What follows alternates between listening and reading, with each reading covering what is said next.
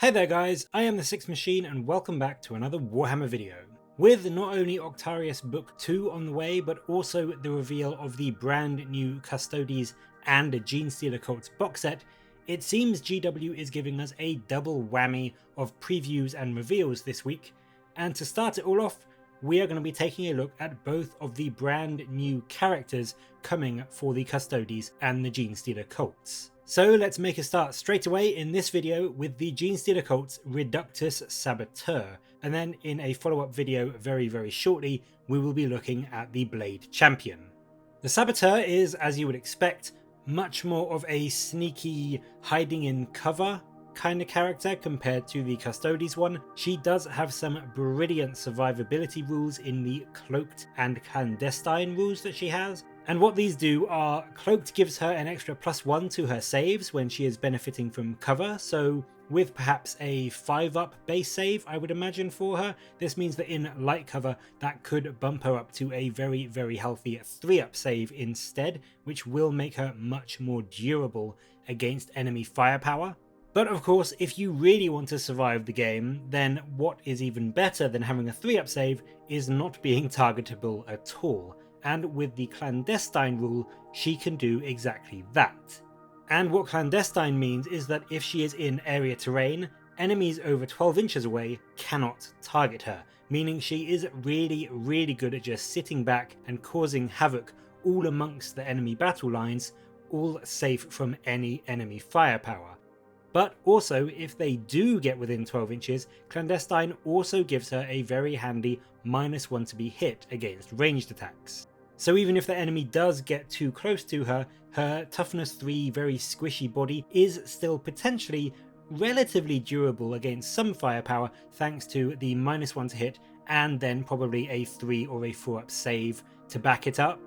But durability aside, what can she actually do on the battlefield?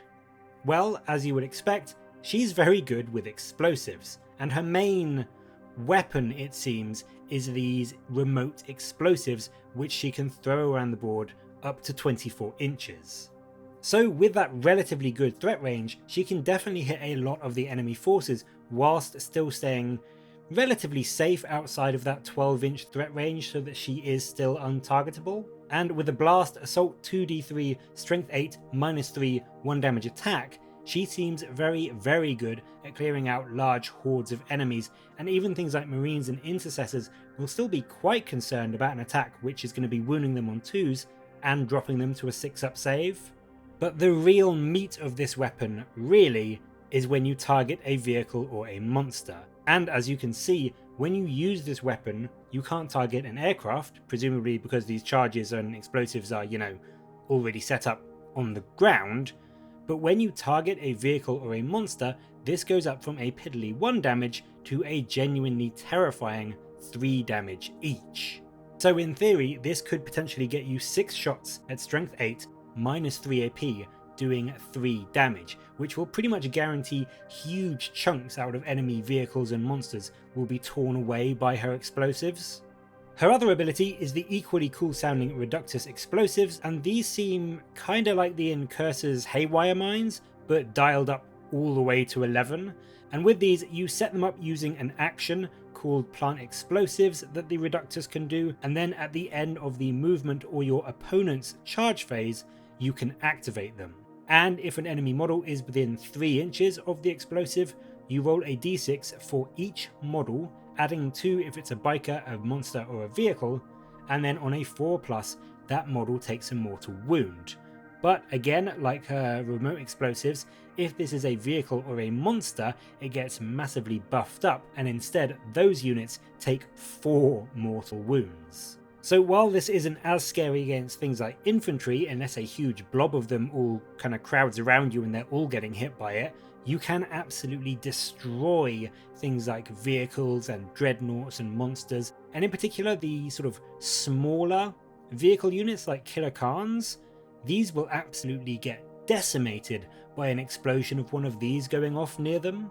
And of course, on top of all the damage that it can actually do, this is a really good tool for making your opponent think twice about the charges they're going to make or the movement they're going to make, because they're going to have to think really carefully about whether they're going to be able to make that charge and avoid that 3-inch threat radius, or potentially risk taking those flat 4 mortal wounds.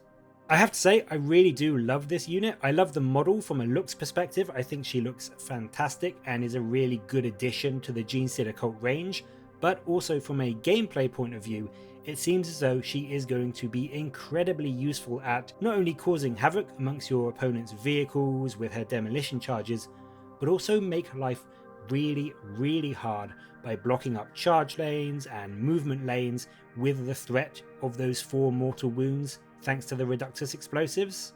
Hopefully she won't be too expensive to make that harassment style gameplay that she seems to bring to the board cost effective for your Genestealer Cults army. And I think it's going to be really fun to bring one of these units just to sort of have her sit back, safe from enemy fire, and just throw explosives all over the board and just completely decimate not only your opponent's infantry, but also primarily their transports and their other heavy vehicles, so that they're left foot slogging up the board, and then the rest of your infantry can just chew through the remnants of their army. But what do you think of the Reductus Saboteur? Do you like the model, and also what do you think of the rules that they have shown off today? Let me know in the comments below, and as always, thank you very much for watching. Please do like and subscribe for more Warhammer content from me, but until next time, I'll catch you later, guys.